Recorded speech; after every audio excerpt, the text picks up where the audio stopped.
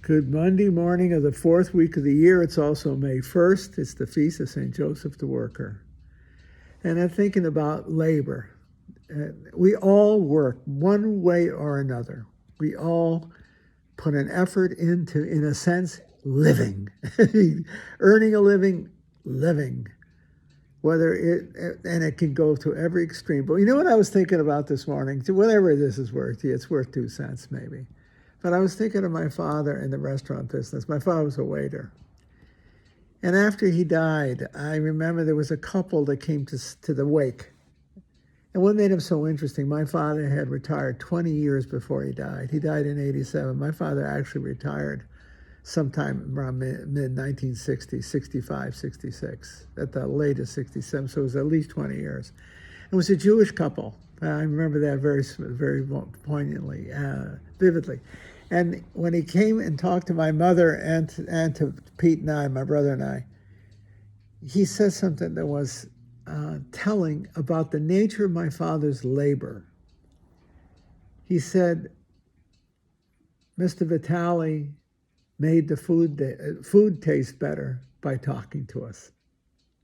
Just by his humanity, his talking at the table as a waiter, given his Italian charm and all the rest, he made the food taste better. He made a difference.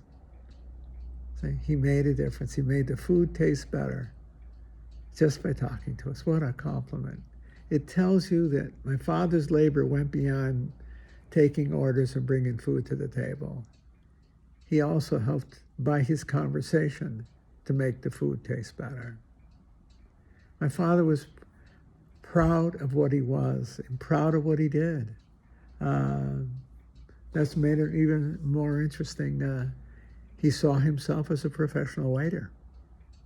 Yeah. It was a different era, maybe. We didn't have a lot of fast food places. We didn't have restaurants on every corner. It was where a restaurant was exclusive.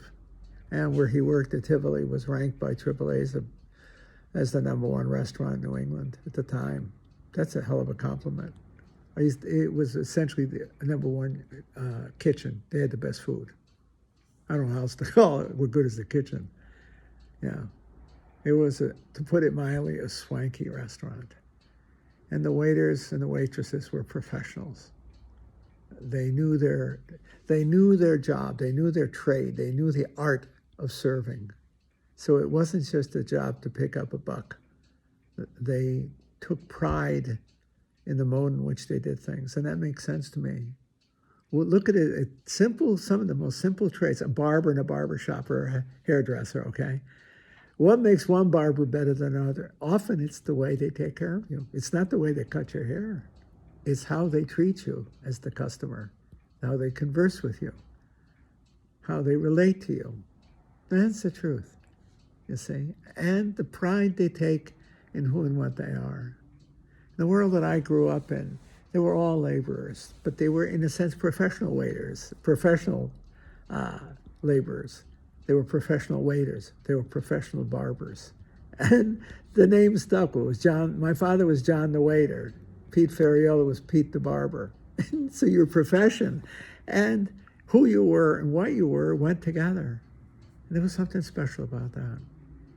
And I think of that as a teacher and as a priest, obviously, that it seems so important to me, no matter what you're doing with your life, that you make a difference, not just make a living, that you make a difference, that whatever you do so well that nothing is the same after that. You have made it a richer life, a richer world. It could be financially richer, but it should also be humanly richer. Whether you're a barber, a carpenter, a physician, a lawyer, it doesn't make any difference. Are you a good and effective lawyer? Are you a caring physician? Do you go beyond the biology? Are you a caring and expert teacher, whether you're in kindergarten or postdoc? You see? Did you make a difference? Will you ever be remembered as having made a difference? I kid around and say, are you good at your trade? But when I think of that, I don't think of you as a tradesman. I think of you, in a sense, as an artist. That what you do so well. that it goes beyond the mechanics. It affects the world around you. I think the worst thing that could ever be accused of is not having made a difference. Not having made a difference. That you passed through this life and never made a difference. T. Willikers. It seems horrible to me. Often we think, well, we make a difference to our families. That's true, but some of us don't have families. And it's even beyond the family. It's how we live our lives and what we do with the talents we were given. See? He made the food taste better by talking to us. What a compliment. He made a difference. My father made a difference. And I know my mother was a superb school teacher. Superb school teacher. Because she was not just good at her techniques and her trade, but she had a profound care for the students. I know that because I heard her talk about them. And often with great sadness, were kids who had tremendous potential. But remember, we were in the inner city.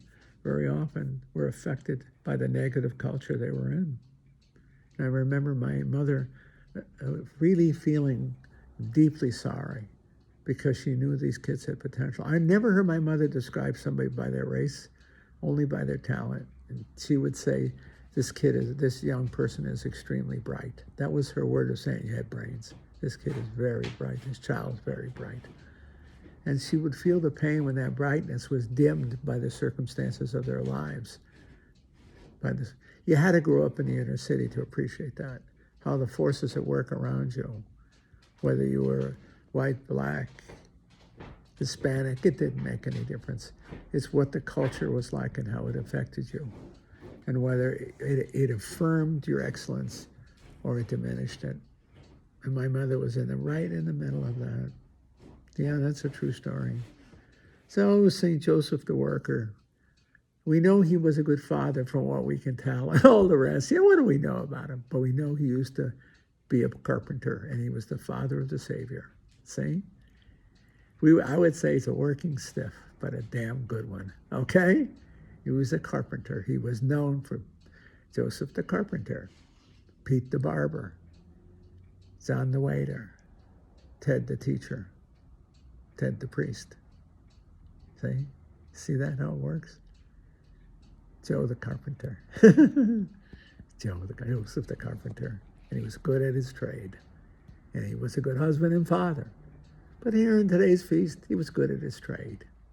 He did a good job. And I'm sure he did it beyond the obviously cutting and nailing and whatever, pegging. He went beyond that. My guess, he went way beyond that. Or they wouldn't have called him a carpenter. They would have called him something else. But he was Joseph the Carpenter because he was damn good at what he did.